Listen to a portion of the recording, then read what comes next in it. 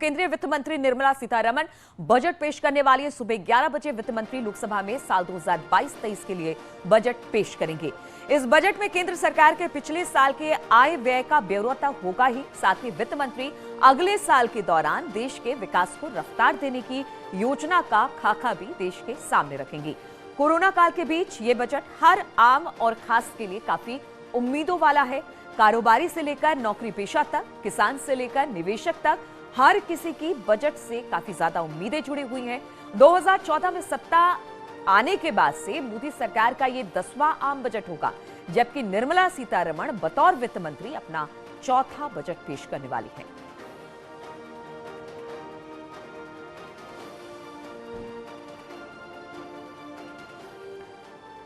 तो बजट से बहुत ज्यादा उम्मीदें हैं और क्या क्या उम्मीदें हैं, इसी पर बातचीत करने के लिए सुशील पांडे दिल्ली से और संकेत मिश्रा लखनऊ से हमारे साथ जुड़े हैं। सुशील, बहुत ज्यादा लोगों की उम्मीद है क्योंकि कोविड काल में लोगों के रोजी रोजगार चले गए, महंगाई बढ़ गई, लोगों के जेबों में जो पैसे सेव होते थे वो नहीं हो रहे हैं, इसलिए उम्मीदें बहुत ज्यादा हो गई। और उम्मीदें इसलिए भी बहुत ज्यादा है क्योंकि चुनावी साल है, तो लोगों को लग रहा है कि शायद सरकार कुछ राहत दे आम लोगों को। जी बिल्कुल नीलू, आप सही कह रही हैं कि लगातार बजट पर तमाम जो आम है, नौकरी पेशा है, व्यापारी हैं, तमाम लोगों की नज़र है। हम नई दिल्ली पर इस टाइम मौजूद है नीलू, और सबसे महत्वपूर्ण बात है कि जिस तरह आप बता भी रही थी कि सरकार अपनी तमाम उपलब्धियों को भी इस पूरे बजट सत्र में बताएगी, और जो जीडीपी का ग्रोथ है उसको भी लेकर कहीं ना कहीं बजट में एक नया जो फिलहाल परियोजना होगा उसको भी पेश करेगी नीलू। सबसे महत्वपूर्ण बात है कि स्वास्थ्य को लेकर इस बार सरकार एक बड़ी तैयारी में है। रेलवे परियोजना को लेकर भी एक बड़ी तैयारी में सरकार की तरफ से इस बार बजट में एक बड़ा तोहफा दिया जा सकता है। सबसे महत्वपूर्ण बात है कि इस बार टैक्स स्लैब में भी जो जानकारी मिल रही है, टैक्स स्लैब में भी इस बार नीलू छूट दिया जा सकता है। लेकिन सबसे महत्वपूर्ण बात है कि सरकार विकास की उपलब्धियों को गिनाएगी। चूंकि चुनावी कहीं ना कहीं मंच भी सजा हुआ है, तो निश्चित रूप से उन तमाम राज्यों की भी आस लगी हुई है कि सरकार के खजाने से क्या क्या उन्हें राहत मिलेगी। सबसे महत्वपूर्ण बात नीलू विकास की बात है। किसानों को लेकर किस प्रकार बजट में इस बार निर्मला सीतारमण के द्वारा तमाम चीजें रखी जाती हैं।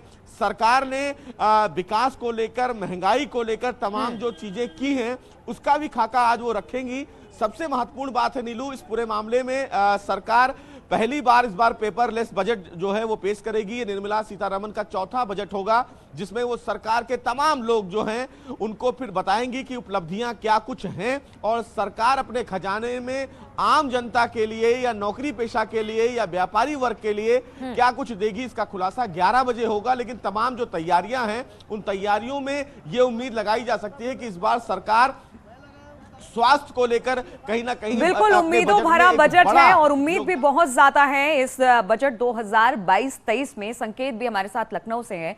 संकेत, कल जब आर्थिक सर्वेक्षण पेश किया गया तो उसमें सबसे ज्यादा फोकस जो रखा गया वो बताया गया कि युवाओं में, किसानों पर और स्वास्थ्य क्षेत्र में सबसे ज्यादा फोकस, यानी आने वाले सालों में इस पर सबसे ज्यादा फोकस रहने वाला है और इसको सबसे ज्यादा राहत मिल सकती है। लेकिन इसके बावजूद लोग क्या सोचते हैं, उनको किस तरह की राहत चाहिए इस बजट से?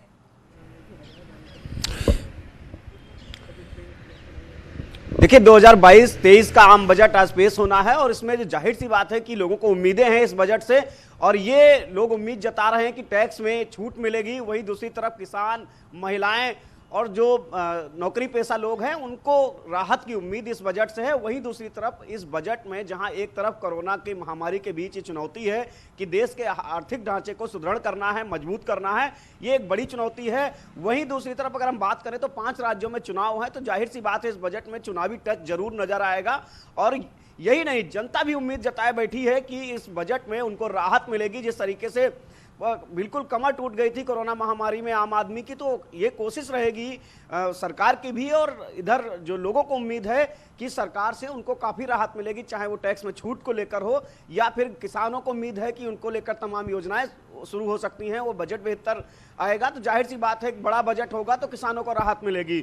यही हाल नौकरी पेशा वर्ग के लोगों का है, महिलाओं का भी यही हाल है।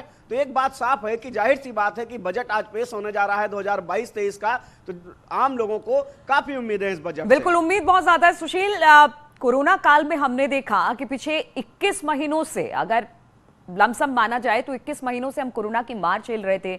ऐसे में लोगों की आय कम हुई है। जो आर्थिक सर्वेक्षण भी पेश किया गया उसमें लोगों की आय पहले से कम हुई है। इस आय को कैसे बढ़ाया जाए, किस तरह से इकोनॉमी को बूस्ट किया जाए और किस तरह से रोजी रोजगार और लोगों को राहत दी जाए, एक बड़ी चुनौती होगी आज के आम बजट में, जब आज निर्मला सीतारमण 2022-23 का बजट पेश करेंगी। तब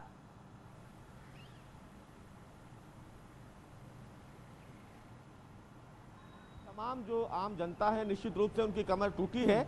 हालांकि एक तरफ से मजबूती भी मिली है, क्योंकि तमाम आम जनता ये समझ रही है कि अगर इस प्रकार की महामारी आती है तो कैसे अपने आप को बूस्टअप करना है, तो उसको लेकर भी सरकार के पास एक बड़ा प्लान होगा। निश्चित रूप से निर्मला सीतारमण या सरकार इस दिशा में जरूर सोच रही होगी, क्योंकि कोरोना काल महामारी कहीं ना कहीं आम जनता के लिए एक बड़ा टास्क था। हालांकि हम उस महामारी से भी उभरे हैं। तमाम जो जनता है वो भी समझ चुकी है कि इस महामारी से अपने आप को कैसे मजबूत रखा जाए। और अगर रोजगार की बात करें तो सरकार रोजगार की दिशा में भी आगे बढ़ेगी, डिजिटलाइजेशन को लेकर आगे बढ़ेगी, क्योंकि जिस तरह कल राष्ट्रपति का अभिभाषण हुआ नीलू, उसमें यूपीआई यानी कि डिजिटल पेमेंट को लेकर एक बड़ी बात कही गई और यह कहा गया कि डिजिटल पेमेंट को कहीं ना कहीं बढ़ोतरी हुई है और डिजिटल पेमेंट को लेकर लोग जागरूक हुए हैं। तो निश्चित रूप से कहीं ना कहीं डिजिटलाइजेशन की तरफ सरकार आगे बढ़ेगी, पेमेंट को लेकर आगे बढ़ेगी और साथ ही साथ जो टैक्सेस हैं उसमें भी कहीं ना कहीं एक बड़ा बदलाव देखने को मिलेगा।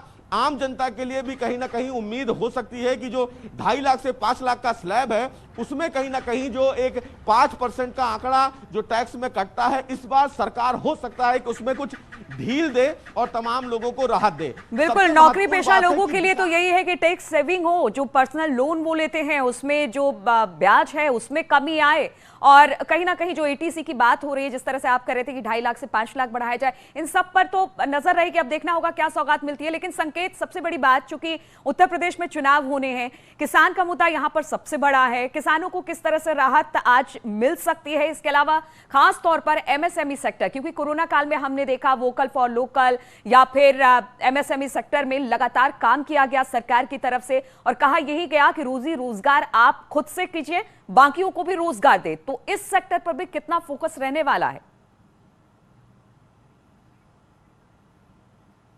देखिए, ये बिल्कुल सही कहा आपने और इस पर केंद्र सरकार भी पहले से भी ध्यान दे रही है। हालांकि इस बार इसको प्राथमिकता के आधार पर अगर हम पिछले दिनों देखें तो प्रधानमंत्री नरेंद्र मोदी ने भी इस बात को कहा था कि जो स्थानीय स्तर पर व्यापार उपलब्ध कराया जाएगा, जिससे कि पलायन ना हो दूसरे राज्यों में या दूसरी जगहों पर रोजगार की तलाश में लोग अपने गांव और घर ना छोड़ें।